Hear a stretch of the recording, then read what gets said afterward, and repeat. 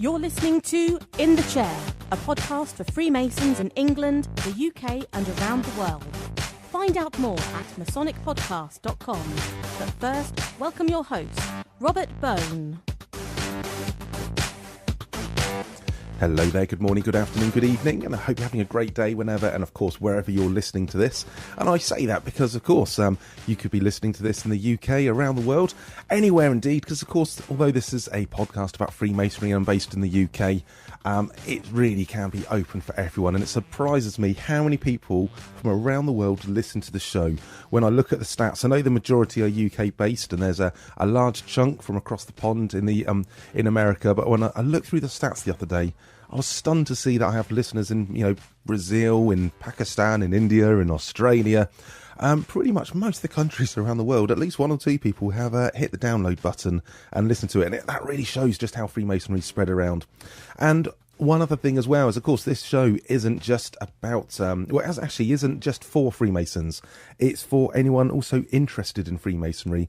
And the reason I say that is just this week I had an email from a chap called Roy, and Roy emailed me to say he'd been interested in Freemasonry, had been thinking about it for a while, wasn't too sure, and actually found the podcast whilst doing some searching about Freemasonry, had a listen to the episodes, and and from the podcast and realising, I think he's realised about the human beings behind Freemasonry, not just all the stuff on the main provincial websites, but some of the, finding out who the people are behind the scenes. And that's now given him the confidence to actually approach his local province and hopefully start getting the ball rolling. So Roy, many thanks for listening, and you're one of the reasons why I put this together, for people who are interested in Freemasonry, know a little bit but want to find out more before taking the plunge. And so I recommend, if you are a Freemason listening to this and you think that maybe you've got a friend who might be interested in joining Freemasonry, yes, take them along to the lodge, do all the usual bits and pieces, but do recommend that they listen to this show as well. And I recommend a good one to get started on would be episode 10. So you can find that masonicpodcast.com/10. And that was when I spoke to Mark and James, the two young Freemasons. They were both currently deacons in their lodge, and it's a growing lodge. And we were talking to them about their journey into Freemasonry. But of course, have a listen to all the others. So on to today, and it's another one, how should we say, a bit more aimed, maybe a bit more towards the younger Masons as well. And I've been chatting to Daniel O'Connell, and Daniel joined his mother lodge, Halsey Lodge, in Hertfordshire. He then joined the Connaught Club. I've heard of the Connaught Club. I wasn't too sure what it was about. I thought it was a light blues club. It turns out there's a few more stricter criteria. It's based in London.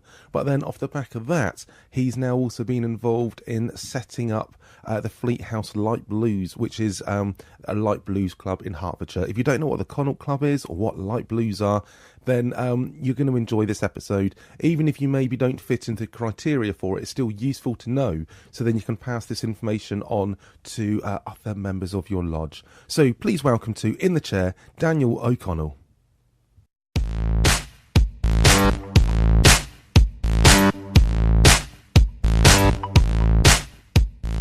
Welcome to In the Chair, Daniel O'Connell. He's a member of Halsey Lodge, number 1479 in the Province of Hertfordshire, and also he's one of the founding members of Fleet House Light Blues, also in Hertfordshire, and a member of the Connaught Club, which is what you're talking to us today about, Dan. So, hello, welcome to In the Chair, and great speaking to you today. Hi, Robert. Yeah, really good to be speaking to you, and thank you very much for having me on. It's an absolute pleasure. And as I said, you're talking to today about the light blues and the Connaught Club.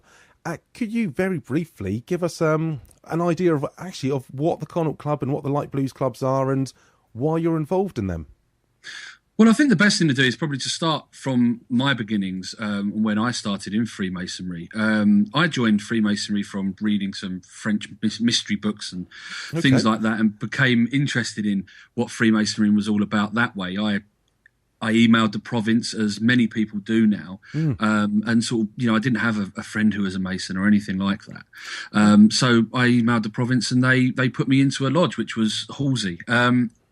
And it was fantastic. I really enjoyed it, but I wanted more. And I found that, 5 meetings a year wasn't really enough for me. So I started sort of looking at other ideas and other ways I could enjoy Freemasonry. Right. And I found the Connaught Club on Twitter. Okay. And they basically sent an advertisement out saying, if you're under the age of 35, Right. work or live in London, why not join us? Okay. So I knew very little about it. I thought, well, it sounds good. It sounds like a social club. It was all young Freemasons. And I thought, I'll give that a go. So I joined. You do it all online. So Right. that was really nice and easy for me.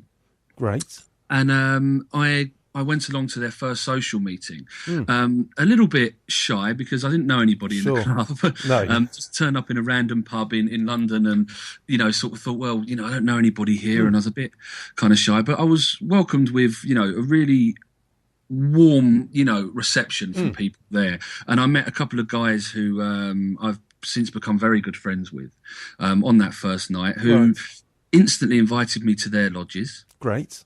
I then visited their lodges and they've since visited mine and things like that. So instantly there was this connection and camaraderie between people who were all quite new to Freemasonry. Right. I guess if you're limiting it all to under 35, then, yeah, granted, I mean, some people are going to be in for pretty much really the maximum of sort of 10, 12 years realistically.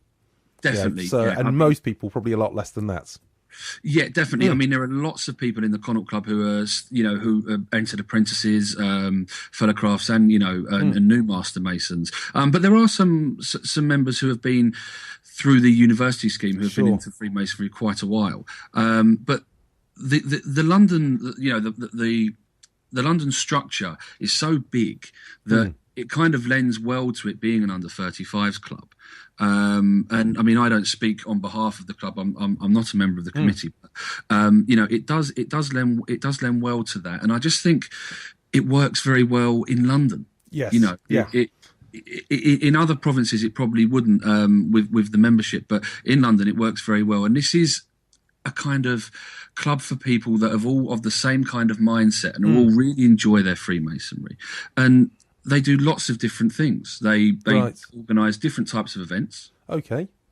There's anything from social meetings in pubs, which I mentioned, all the way up to trips to Dublin and Edinburgh they've done in the past. Great. And anything in between. They've had talks on esoteric Freemasonry. Right. They've had a first degree seminar. And lots of other things like that. And for me, it was just a real pleasure to join them and really experience Freemasonry on a wider scale. Right. Learn more about the craft, but also learn more about other orders. Okay. And meet people in different situations in Freemasonry that you wouldn't necessarily get that connection in your own lodge. Sure, you're broadening the network. I guess that's the thing. Is granted, you start off in your own lodge, but that is the great thing with Freemasonry. Exactly as you said, you can go to somewhere completely new, not know anyone, but realise you have so many things in common. And I guess with the Connaught Club, you've also got that age group, and you're all in a similar, going to be in a similar part of the journey in Freemasonry at the same time, aren't you? That's right, yeah. I mean, everybody seems to be on a very similar page in regards to working life and lots of things like that, which again is something that can be at odds sometimes with people joining lodges. There are a lot of sort of retired guys in the lodge who have a lot of time and they feel they don't have that, if they're working. And if they're obviously a little bit young with a young family and that type of thing. But it is, I mean, what it is a support network for Masons as well, and it works very well in that aspect that it's somewhere you can go and ask silly questions. Yeah, and that gets overlooked quite a lot. But there are so many people that join and they don't know where to buy their gloves from, or they don't know where they can get that pin badge they've seen, or something like that. That's a really good thing, because I've got to admit there's some things that people just assume that everyone knows, and I think, well, I didn't know it when I joined. And it's sometimes maybe once you've been through, for a couple of years of being to a few ceremonies, things make sense. But it's just very easy for experienced people to overlook and just sort of think, well, they'll work it out in their own time. But when you're actually trying to get into something, you need to have that familiarity, don't you? You need to have that, just the forum to be able to ask those questions. Definitely, yeah. And I mean, that works both online and in person. I mean, they have a great Facebook group, which has a wide, a large number of members. And there's often people asking questions on there about, different things, and it might be, what's the qualifications to join a certain order? Right. Or is anybody in this order and can they give me some advice? Okay. But also things, as I say, basic questions like, where's the best place to buy an apron? If I get it from eBay, will it be the same quality as if I buy it from a shop, or et cetera, et cetera? There are lots of kind of questions that new Masons have. And it's almost like the general administration of it as well. So people aren't really looking to work out all these, all these research, based on things. Yeah, as you say, just the basics of how to get going. Whereabouts do you get your regalia from? Where do you get your white gloves from? And I mean, yeah, there's questions like that I didn't know the answers to for quite a while. Yet it was just assumed that I would do. People just assume that you pick it up because they did 40 odd years ago when they joined. That's it. Yeah. And with modern living now, things tend to need to be a little bit quicker. Yeah. Because we're all going at a rapid speed, and certainly with work hours being longer and things being tighter in that aspect, it is nice to be able to have a quick, snappy way of approaching people. And some people don't have the confidence to go up to a very experienced Freemason in their lodge and ask them those type of questions. They don't feel that they can, and it does give a support network for those people, which I think is very, very important. I remember actually I ended up buying Freemasonry for Dummies. It's Right. it was one of those things after a couple of years, and I know it was written from an American perspective, but it was actually quite surprising when you read through things which are obvious now, but at the time I read through and thought, I didn't know that.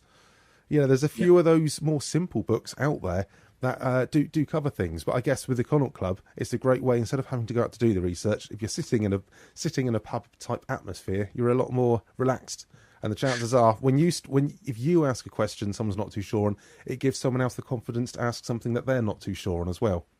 Of course, yeah, and I mean that's the essence of what they've done with the Connaught Club. I mean, I was quite lucky in the sense that I worked in London at the time, but I lived in Hertfordshire.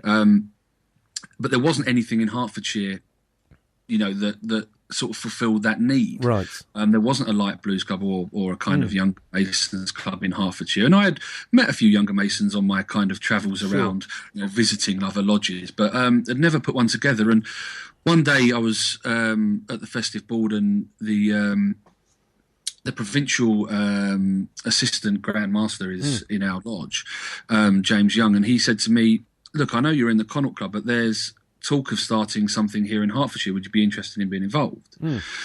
So he put me in contact with some of the brethren doing that. And from then I sort of got the experience of starting a club, which is the Fleet House Light Blues Club in Hertfordshire. Great.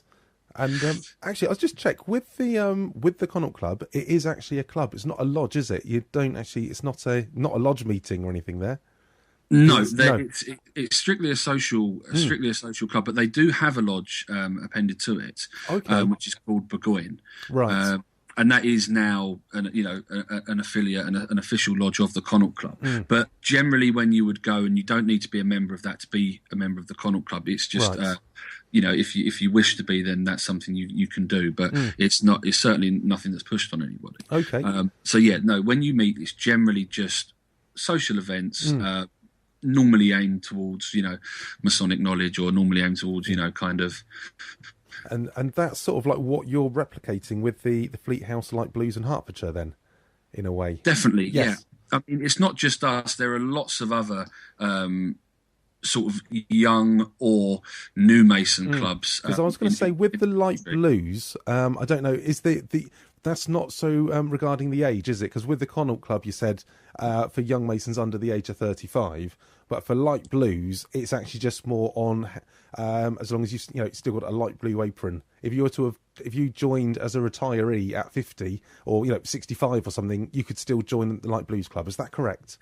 That's correct. I mean, when we spoke about it, when we were setting up the Fleet House Light Blues, kind of the question was, why are we doing this? And that was to give new Masons support.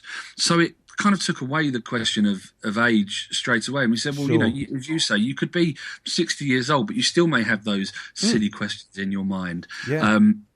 Or you still may need some support and would like to join some people who have had the same experience recently. Yeah, cool. So, ours is basically anybody who hasn't been given provincial honours in the craft and Royal Arch. Right.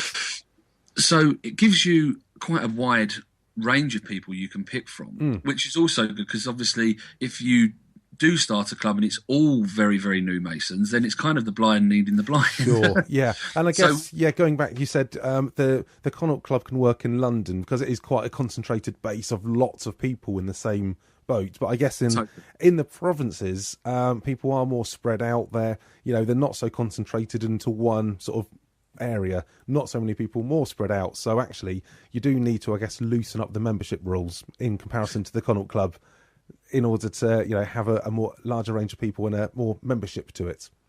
Yeah, that's totally correct. I mean, you do need to have it in a way that people can access it very easily, but also in a way that, as you say, that these members have got the opportunity to meet together.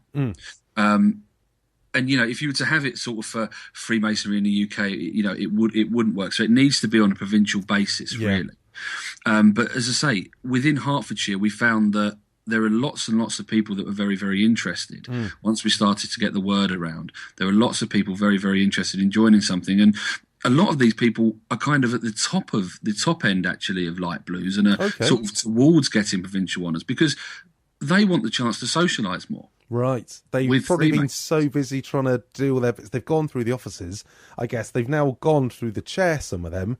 They're now in that sort of no man's land almost, where they've been the immediate past master. And now they've done all of that. They've done maybe a load of visiting whilst they were master of a lodge. And now it's kind of like, well, hang on a minute. I want to go out and have an excuse to continue that, I guess. Keep meeting new people. Totally right. And also, once you've been through the chair, a lot of people start then looking at other orders. And they need to meet people in those other orders and maybe ask some questions or find out a little bit more than they can find out in books. And I think that, again, a light blues club gives you a platform to do that. It gives you an opportunity to meet people that may be, interested in some of the things that you're interested in and potentially be able to help you join other orders, which is also important for people all dependent on your interest. Yeah, I guess as well, when you're, of course, master of the lodge, I'm currently master of Connaught Lodge. I'm going out doing quite a bit of visiting. But if you're going through the offices coming up to being a master, it's actually probably quite useful to be going out and meeting up at Light Blues because they're all going to be some of them are going to be in a similar boat. And when you're going to be in the chair, some of them are going to be in the chair of their lodges. So actually, you kind of got a bit of a head start on visiting because you're going to go, oh, my mate Dave is going to be a member of that one. Make sure I go along there. It sort of gives you, people before. So when you're visiting, you maybe know one or two of those people in the lodges as well. Yes, definitely. I mean, it really does help you broaden what you're doing in Freemasonry. You get out to other centres, which is really important. Yes. In Hertfordshire, we've got lots of big and kind of small centres all dotted around the province, and just a chance to get out to some of these things just doesn't happen if you stay within your lodge. Oh, definitely. Meet people, as they're coming visiting. There's just sort of not enough interaction sometimes. Sure. I do find, because I've been doing quite a few installations recently, going out, as you say, going to some of these little centres. I mean, and I would say to people listening, if you don't wait until you're in the chair before you have to go out visiting people, if you go and visit some of these other places, because some of them are tucked away, and if you're used to going to the same place every month, you see these sometimes I've been to some little village halls where they need to reset everything before and afterwards. Sometimes they're in, Sal's Training Room 1 for the changing room, and then go to Sal's Training Room 3. Genuinely, that was what it was called, for the lodge room at one of these, and all these hotels where some of these have got these lovely little lodge rooms tucked away in all these little sort of provincial towns dotted about the place. And that's the sort of thing. I thought, well, why did I wait until I was in the chair before I started going out visiting these places? And I guess if you're a member of a Light Blues Club, you'll start meeting people and they'll invite you along. So, and get you out, broadening that. That's been my experience at the Connaught Club, but also, with the Fleet House Light Blues, having started only a few months ago now, it has been exactly that. I've been to some of the committee members' lodges. We've also been visiting just random lodges as well. Okay. That we want to go and speak about our club. We'll get word out, I guess, is a good way to do it. Get word out there, and we've been doing that, through the province. The beauty of both the Connaught Club and the Fleet House Light Blues is that we've both had really good support from the province, and from Met. So the people with the with the ability to help us have in that sense. Some of the other light blues clubs, unfortunately, haven't had that Right. kind of spark. They haven't had, the province aren't particularly interested in helping them. Oh, right. And so that makes it a lot more difficult. Yes. Because yeah, though definitely. you can still meet as friends, and you can still meet as brothers, and you can still run a club. There's nothing wrong with doing that. But advertising, but just the fact of getting the word out there. Hertfordshire have been so fantastic in doing that, and a lot of the grand officers that go around doing visits and that type of thing have really gone in strong and said to members of lodges they've gone into, this is a new initiative for the new Masons that are joining, and we would really like you to join and become part of this, because they see it as a great tool for retention. Oh, sure. Yeah, that's a good way. Because, I was going to ask, Dan, we've talked about the benefits for the members, but of course there's got to be actually benefits for the province, to do it. Hugely. It really helps, as I say, with retention. We all hear stories, and we've all seen, and been to lodge meetings where there's somebody isolated there. They may not fit into the lodge particularly well, or they may just be new and have nothing really to talk to people about, because their experience of Freemasonry is exactly the same as the person next to them. Right. And they've done nothing different that they can kind of, talk about or say, I've done this, that, or the other, and kind of spark a conversation. So it does really help that person if they can join a light blues club. It really helps them, again, broaden their knowledge, meet new people, get more experiences, and then go back to their lodge confident. Sure.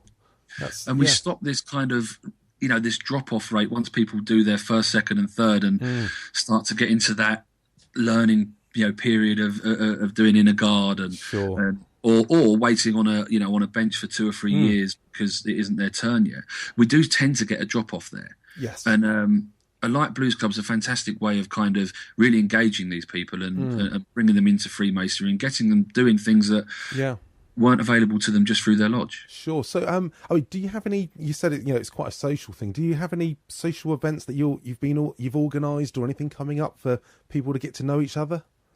Yeah, one of the things that we're going to do in Hertfordshire is visit Royston Cave, which is a fantastic cave under the main high street in Royston town. Okay, it's covered in carvings. I would recommend anybody look it up on the internet. It's a fantastic place.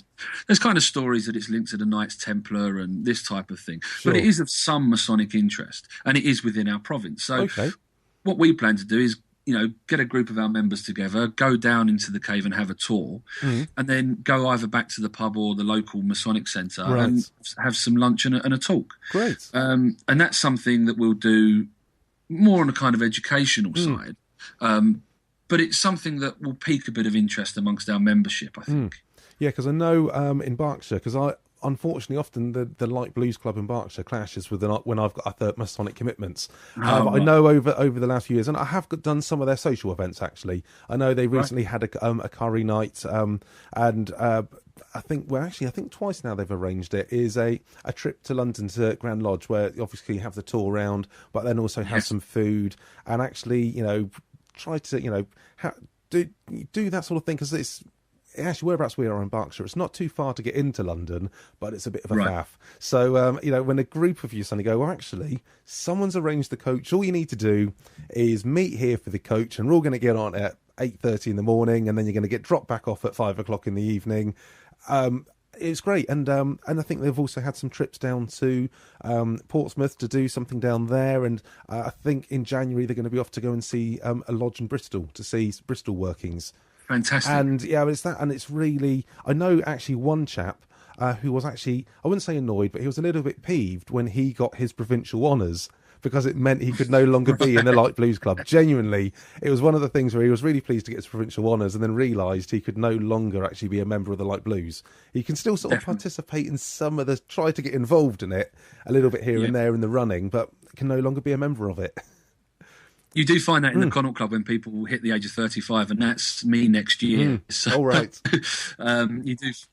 you do find that there is, there is that kind of sadness when you leave. I mean, I went to the Christmas dinner a week or so ago for the Connaught Club, and that's always real kind of gala event. It's always superbly hosted. It's done really well. I mean, there was, I think, 80 plus members this time, and there have been more in the past. So it's a real big event, and and the organisation and the committee do a fantastic job of putting these events on.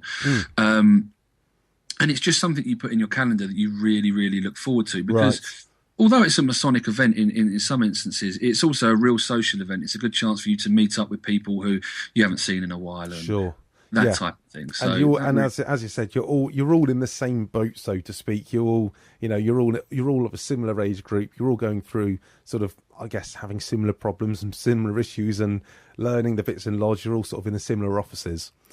Okay, yes, and actually one of the things it's only just dropped through the letterbox recently.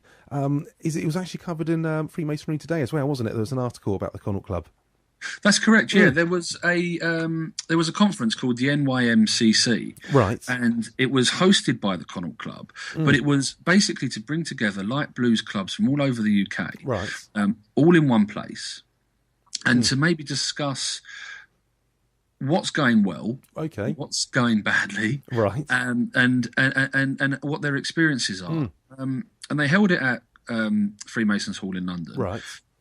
Our committee from the Hertfordshire Light Blues Club all attended, and we went along to listen. And it was at the point where we were about a week old, so the new boys on the block for us to tweak. What we I guess in that way you're kind of getting ideas. You're taking the notepad and people are chucking ideas around, and you can think, well, actually we can learn from their mistakes, because you said people were talking about what's working, what's not working.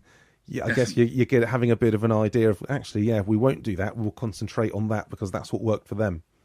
Definitely. There were some really surprising results, actually, and some of the clubs were very big on sort of breakfast meetings on a Saturday or Sunday morning. And they said it just seemed the time where everybody was free. So they were setting up kind of these breakfast meetings where they have a guest speaker potentially come along, and they're doing either an English fry-up or, some pancakes and all that type of thing for these meetings. And that was something we hadn't thought about. And it's something that we may look at in the future, just because it is a bit different, and it is something that could potentially work very well in our province as well. Yeah, no, that's a great idea, because I know sometimes, I know some people have mentioned it as well, is starting times for, lodge meetings, because often lodge meetings start somewhere typically between 5 and 6, which can be tricky for some of the younger members. I mean, if you're a retiree, or you've got to that certain point in life where you can say, right, I'm leaving the office early today, that's fine. But for younger members, they have more work commitments, maybe young families they've got to get back to as well before they can get out, or do they have to take the afternoon off of work? I guess that's by doing a sort of working at a time which is more suitable for that age group is going to be a benefit. Yeah, it's definitely a consideration whenever we put an event on. There are lots of things we try and consider. Currently, we're planning our AGM, which would be our sort of big once yearly kind of formal meeting, and we're planning that at the moment. And that one of the major things was to try and stop any clashes with other Masonic things going on in our province. So we've tried to choose a day where there's only 2 or 3 kind of lodges meeting. But also, yes, it's trying to get a start time that works for everybody. And it's also trying to, although people would think, well, do your events on Sundays because that's when there's no Masonic events happening. But often that's family time for people. Yeah, people have been working 5 days a week. They might have had a lodge meeting, somewhat lodge of instruction during the one of those evenings or 2 during the week. I guess when it actually gets to the weekends, as you say, people actually want to do something themselves for a bit. They got to go to do the weekly shopping and take the dogs for a walk. That's true, and spend time with their if they've got young children and their partners, and most of us have got very forgiving partners. Because masonry can take up a lot of time, and we all do thank our partners for being so forgiving. But so trying to organise things at times where they fit better is really important, and that's something that we always try and. With the Hertfordshire Light Blues is something that we always try and look at to try and make sure that people can fit in where they need to. Okay. I mean, that's the problem with this. You can't please everyone all of the time. It's like when we just had our Connaught Lodge Christmas party, and it was on a Saturday this year, and there were people that said, "Oh, we can't make it, and you have it on the Friday." But whereas last year it was on the Friday night, people couldn't make it because it was. And the thing is, when you're trying to organise and get groups of people together, there's always going to be clashes, and you just need to try to work out, right, what's going to cause the less conflict for the larger group and get most people together. But I guess it's great that you're actually looking into that when you're thinking about it, and making the Light Blues Club and go, right, how can we make this as popular as possible? What can we do to ensure we get as many people turning up as possible? Definitely. And the other problem that you have in some of the provinces that are quite large is where to place these things. Right. Because if you choose something that, at one extreme of the province right into the north or right down in the south, you're isolating some members, and they may say, well, actually, I've got an hour's drive to get there. So there's also that to consider as well, trying to make things as central as possible, or to try and at least move things if you are doing, so that you do move around the centres within the province, which is another consideration that we often look at, because although it's, as we said earlier, it's great to go and see the other centres as well. It does help some people get to meetings that they may not be able to attend. Yeah, I mean, it's silly things like, I have found when travelling around, some centres have got a nice big massive car park outside. Some people, some of them there's the Waitrose car park across the road and you've got to put the pound in the meter or it's free. And some of them, it's an absolute nightmare. And it's all those little things like that which people, need to take into account when you're trying to, get groups from around the province. It's travel times, findability, and just ease of access to it, isn't it, sometimes, to get a large group of people together. Definitely. The whole point is that, this is a hobby for us, and it should be easy, and it should be as free going as possible. And we've tried that all the way through the club with being able to join online and pay your subscription online via PayPal, which works very well for us. So, it's easy for people to join. There's not a rigmarole. They don't have to go and meet anybody in person or find a form or anything like that. They can just, as soon as they decide they want to join, they can go onto our website and they can just key in and join, which works very well. Yeah, let's actually, that takes me on to it. What's first of all, with the Hertfordshire Light Blues, do they actually have a website? You said it. Obviously you'd someone who need to be a member of Hertfordshire to join, but Hertfordshire Light Blues, I assume. Yes, you have to be either living or a member of a lodge in Hertfordshire. That's kind of our requisite. It makes sense. Which is the same for most of the clubs. If you want to go and have a look at our website, it's www.fhlbc.co.uk. So we just abbreviated Fleet House Light Blues. FleetHouseLightBlues.co.uk, was that? .co.uk. Brilliant. Okay, well, I'll put the links to that. And, of course, some people might be listening to this and thinking, well, our lodge, I'm not in Hertfordshire Province, or, my lodge doesn't have a Light Blues, but it would still be interesting to have a look to see how you've sort of set that up. The way that you can apply and pay for things online, I genuinely think is, how things need to be moving. I know, some people think, well, in the old days, summonses used to be sent out in the mail with the letterhead, and it's, yes, and it would be wonderful if we could do it, but unfortunately, most people nowadays have got fortunately, most people nowadays have an iPad, they've got a PayPal account, and it's all linked together, and they just go on there, bang, done. What's the next item in their busy lives? So I think, by doing that... That's correct.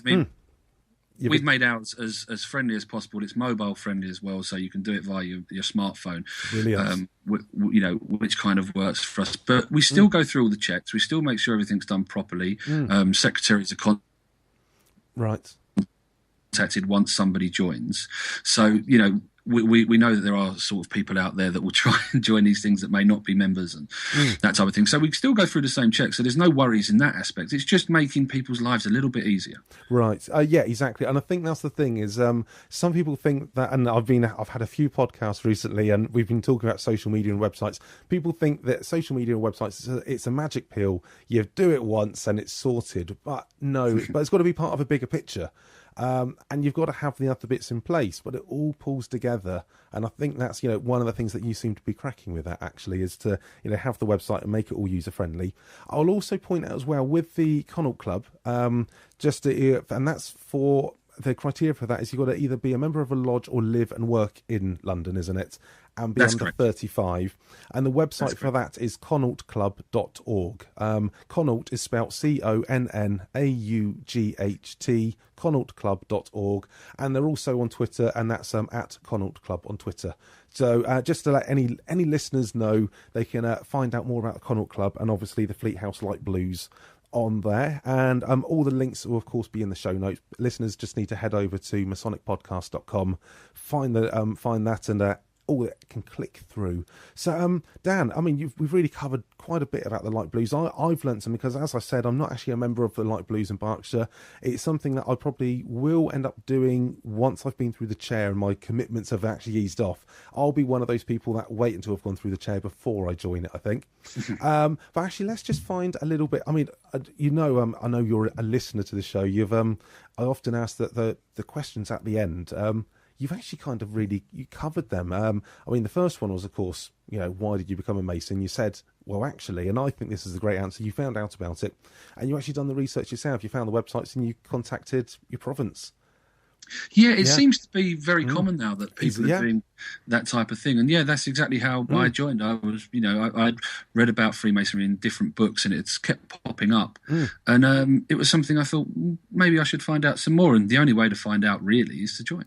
Yeah, I mean, I always think, and I've said this before in one of the past podcasts, it used to be, people used to say, if you want to be one, ask one. Now I think it should be, if you want to be one, you Google it. And I think people have got to realise that, and you're the walking, talking thing of that to show that that's what people genuinely do. But of course, you then joined Freemasonry. Why did you stay a Mason?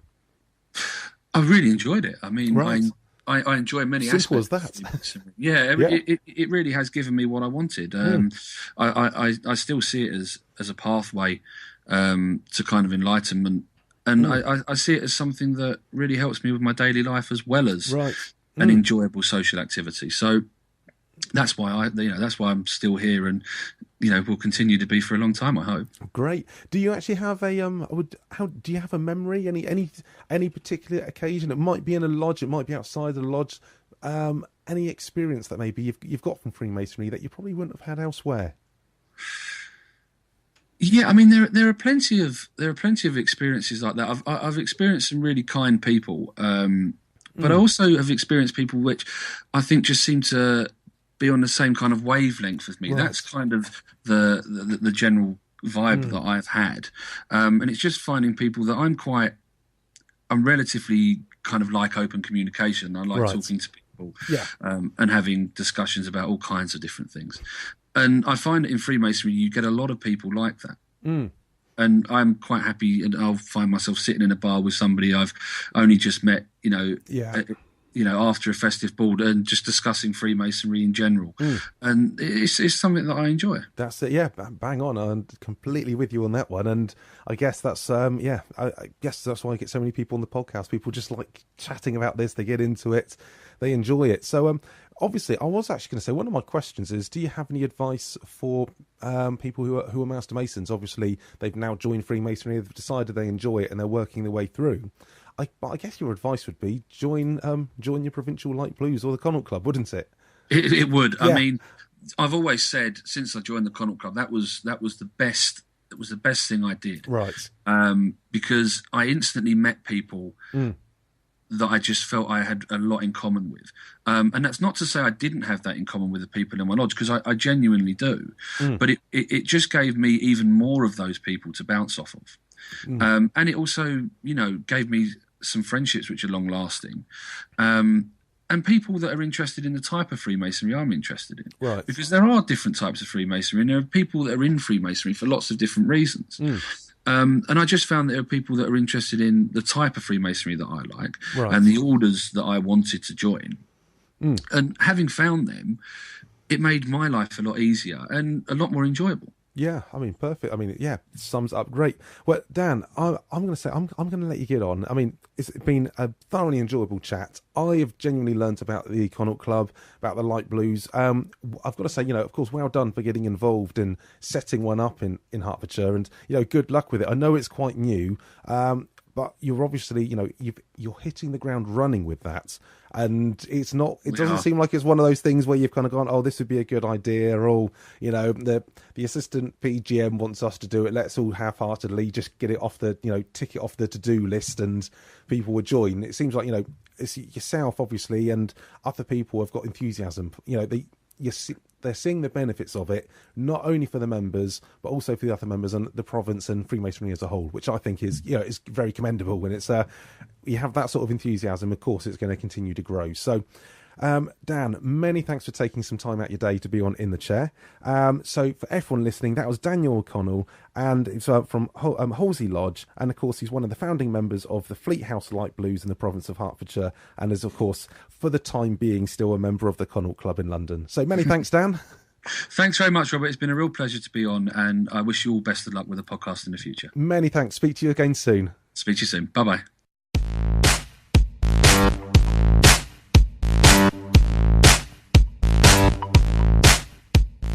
Many thanks once again to Daniel O'Connell, a member of Halsey Lodge, number 1479, and also of the Connaught Club, and of course one of the founding members of the Fleet House Light Blues in Hertfordshire. Now, I know there's a few links to everything in the show, and of course you can find that by going onto the website. The show notes for this particular show are masonicpodcast.com/18. That's the number 18 because this is episode 18, and it gives a summary of the show there, as well as the links you can hop on and find out more. And of course, as you can tell, the great thing is with what Daniel's doing and what other people are doing with the light blues is it's getting younger people involved, but also those younger people who maybe know a little bit more about technology, are looking to modernise things, and for example being able to pay via PayPal, those sort of things. It's a great. So I'm going to let you all get on. Thanks once again to Daniel. Hope you have enjoyed the show. Hope you've learnt something. I've been your host, Robert Bone, and if you want to contact me with any ideas, anything you want to contribute to the show, please get in contact. It's robert@masonicpodcast.com, or find me on Twitter. It's Masonic Podcast on Twitter, and there's also the Facebook group as well. I'll catch up with you all soon. Have a great week, and I'll speak to you again next week.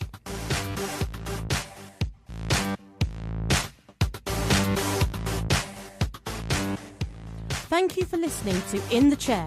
Visit masonicpodcast.com to see the show notes and in-the-chair.co.uk for more resources to help you get the most out of your Masonic journey. If you enjoyed the show, please let us know by rating and reviewing it on iTunes. And remember to subscribe so you don't miss our next podcast.